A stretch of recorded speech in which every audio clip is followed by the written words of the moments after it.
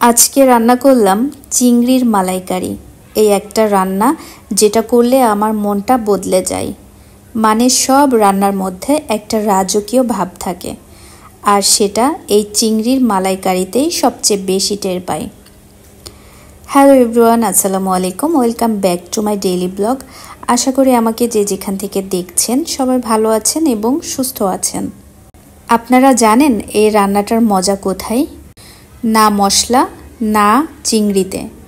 মজাটা হলো ওই নারিকেলের দুধে। যখন হালকা হলুদ, সামান্য শুকনো মরিচ, পেঁয়াজ আর আদা রসুন দিয়ে নারিকেলের দুধে চিংড়িটা নামে, তখন পুরো ঘরে যেন একটা অন্যরকম ঘ্রাণে ভরে যায়। সাথে তো গরুর দুধ, ঘি ইত্যাদি ইত্যাদি অনেক কিছু আছে। মাঝে মাঝে রান্না করতে করতে একটা কথা মনে হয়, এই মালাইকারিটা আসলে রান্না না, এটা একটা আর্ট। তুমি যতটা সময় নিয়ে যত্ন করে করবে, রান্নাটা ততটাই খাঁটি হয়। আর এই চিংড়িগুলা স্পেশাল মানুষগুলোর জন্যই তৈরি হয়। এটা যেন পরিবারের স্পেশাল মানুষগুলোর জন্যই তৈরি। তাই আজ যত্ন করে রান্না করলাম। চিংড়িগুলো ধুয়ে হালকা হলুদ দিয়ে সুন্দর করে ভেজে তারপরে রান্না করলাম।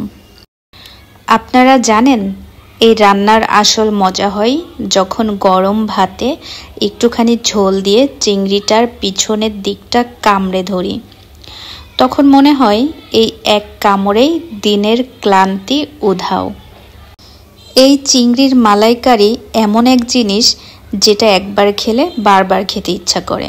আর যখন রান্নাটা হয় নিজের হাতে, তখন সেটা হয় আত্মতৃপ্তির মতো, অন্যরকম, অন্য মাত্রায় এনে দেয়। আপনারা যদি নিজেকে ভালোবাসেন, একটু ভালো ভালো রান্না খেতে চান, তাহলে একদিন চিংড়ির মালাইকারি করে নেবেন। শুধু খাওয়া না, এটা একটা অনুভব, আর সেই অনুভবের নামই চিংড়ির মালাইকারি। চিংড়ির এই মালাইকারিটা আমার ভীষণ পছন্দ। আমার চিংড়ির মালাইকারি খুব ভালো লাগে, আর আমি একটু স্পেশালভাবে রান্না করি। এক একজনের রান্নার ধরন এক এক রকম। ঠিক তেমন এটার ভিতরে আমার এক্সট্রা কিছু আইটেম যোগ করি আমার নিজের সিগনেচার প্ল্যানে, যেটা আমি কারোর সাথেই শেয়ার করি না, কারণ প্রত্যেকের রান্নার ধরন আলাদা আলাদা থাকে। ঠিক আমারও তাই। তো এই যে আমি চিংড়ির মালাইকারিটা সুন্দর করে রেডি করে নিয়েছি, এবং সাথে চিংড়ির প্রতিটা হাত পা কিন্তু রয়ে গিয়েছে। যেটা পা সেটা ফেলে দিয়েছি, মানে যেগুলা বড় বড় ওদের হাত থাকে আর কি। তো সেটা এই যে আমি কিন্তু পুরাটাই রেখে দিয়েছি। আমি কিন্তু টুকরো টুকরো করে নিই নাই, কারণ এটা দেখেও শান্তি, অন্যরকম মাত্রা এনে দেয়। যেটা আমি ওর সাথেই ছিল সেটা আমি কেন কেটে বাদ দেব না তো। তাই এই যে রেখে দিয়েছি ওর হাতগুলা বড় বড় করেই। শুধু সামনের অল্প একটু অংশ কেটে ফেলে দিতে হয়, সেটা আমি কেটে ফেলেছি। যেগুলো নেওয়া যায় সেগুলাই রেখেছি। এবং দেখেন আমি কিন্তু এটা ভাঙতে পারছি না, তার কারণ এগুলো একটু শক্ত হয়। পরে আমি দাঁত দিয়ে সুন্দর করে ধরে এটাকে ছাড়িয়ে নিলাম। এবং আমার এই ব্যাপারটা না ভীষণ ভালো লাগে।